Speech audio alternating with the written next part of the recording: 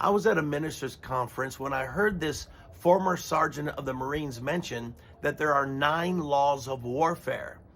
I had never heard of that, but he explained that these laws have been known for thousands of years, and any king or general that has been successful in warfare knows about these laws. Well, that piqued my curiosity because God has used me to teach on spiritual warfare. I've written several books, sold hundreds of thousands of copies.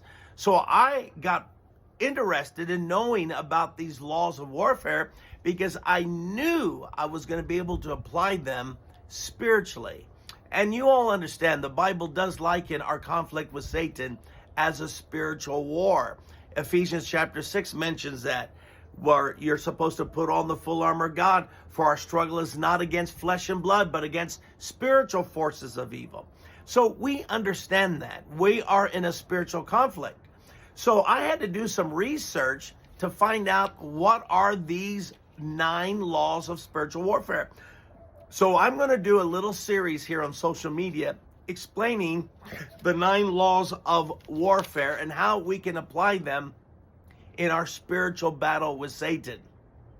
The first law of warfare is objective. That is, what is the purpose behind the warfare? What are you trying to accomplish? For example, the first President Bush in America, his goal was to drive Saddam Hussein out of Kuwait. The second Bush was to drive Saddam Hussein out of Iraq.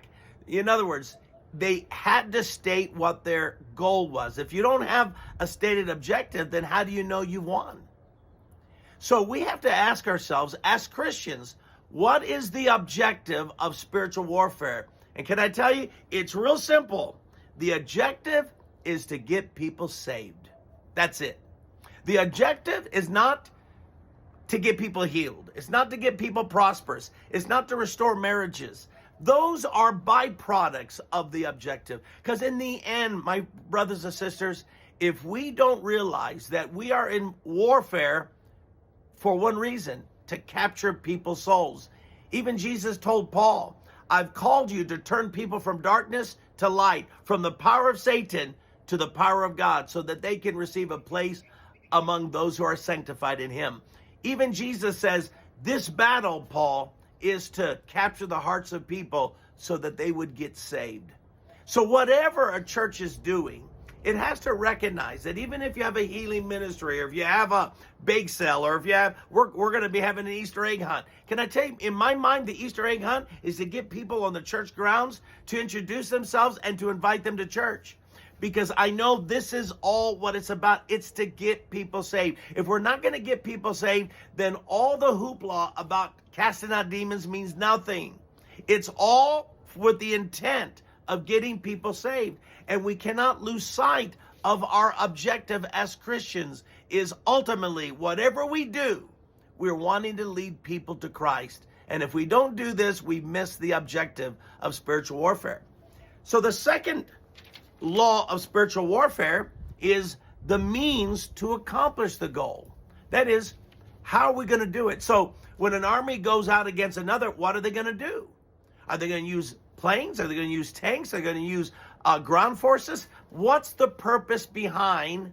In other words, what's the means by which they're going to accomplish their goal? So what is the means for us to accomplish the goal of the winning of souls? And the means is, listen, the preaching of the gospel. That's it. Ultimately, it's preaching the gospel. Paul says, is it not through the foolishness of preaching that God saves some? So, for example, music. It has such an important place in the church. But friend, music alone is not the means of accomplishing the purpose. We got to recognize it's preaching. Jesus sent the apostles not with guitars and not with flutes saying sing music, and no, he says go preach the gospel. Preaching the gospel is the most important part of a church service. Yes, it's more important than laying hands on the sick. It's more important than the music. No, it is the proclamation of the gospel. And if a church forgets that that is the means by which God saves some, then we're going to ruin our spiritual warfare that we're engaged in. So it is the preaching of the gospel. And then the third law of spiritual warfare, if I can get my page turned, here it is ready? Economic support.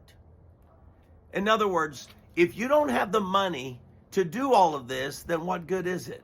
And that's why the message of tithing is so important, because tithing, it's not just a message in itself, it's the means by accomplishing the goal.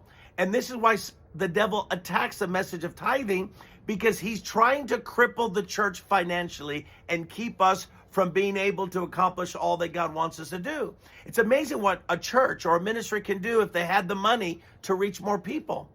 So God recognizes that we need economic support to do this. Even Jesus had very wealthy people that supported his ministry. Read the scriptures about it. He did.